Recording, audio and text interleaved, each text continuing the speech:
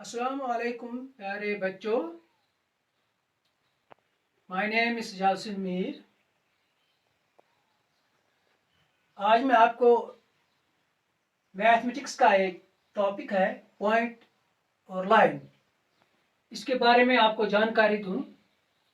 Point हम किसको कहते हैं? पॉइंट की लेंथ होती है या ब्रेड्थ होती है, एरिया लाइट क्या इसकी होती है? Length, breadth, area and light.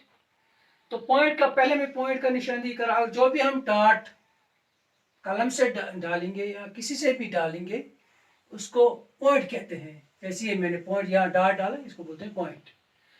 The dot which we obtain on a blackboard और on a paper is called point. वो भी डॉट, कोई भी डॉट जो हम किसी ब्लैक बोर्ड पर, जो यहाँ पर मैंने ब्लैक बोर्ड पर पॉइंट डाल दे, या कोई पेपर होगा तो उस पर वो डालें, उसको बोलते हैं पॉइंट। अब बताओ पॉइंट का क्या, हम पॉइंट का कोई लेंथ होता है? नहीं। ए पॉइंट हैज नो लेंथ, कोई लेंथ इसकी नहीं होती है। ये पॉइंट है, इसकी कोई लेंथ नहीं है। ए पॉइंट हैज नो ब्रेड्थ, कोई इसकी ब्रेड्थ नहीं होती है। ए पॉइंट हैज नो एरिया, इसका कोई एरिया नहीं होता है। ए पॉइंट हैज नो हाइट, इसकी कोई हाइट नहीं होती है। तो ये जानकारी मैंने पॉइंट के बारे में दी। जैसे ये पॉइंट है, नो इसकी कोई लेंथ नहीं होती है, कोई ब्रेड्थ नहीं होती है, कोई एरिया नहीं होता है, कोई हाइट इसकी नहीं होती है इस पॉइंट की। जो भी डॉट हम डालेंगे उसको बोलते हैं पॉइंट। अब इसकी बात आगे लाइन। लाइन को किसको कहते हैं? हाँ, when many dots are joined together are called line.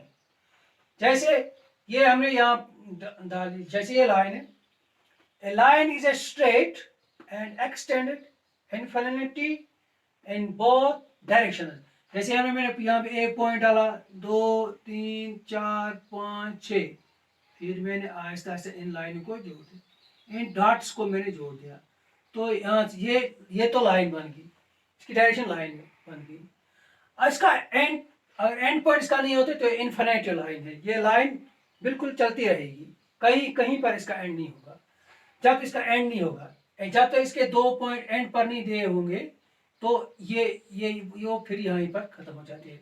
लेकिन इसका कोई एंड नहीं हो तो ये चलती रहेगी, यहाँ से भी यहाँ से भी डायरेक्शन में, पीछे भी आगे भी डायरेक्शन में। अब इस जो ये लाइन है, इसकी एक लाइन ये, जैसे हमने एक पॉइंट यहाँ डाला, एक पॉइंट यहाँ डाला, एक यहाँ डाला, एक यहाँ, एक यहाँ, एक यहाँ, इस तरह हमने इसको ये पॉइंट हमने डाल दिए।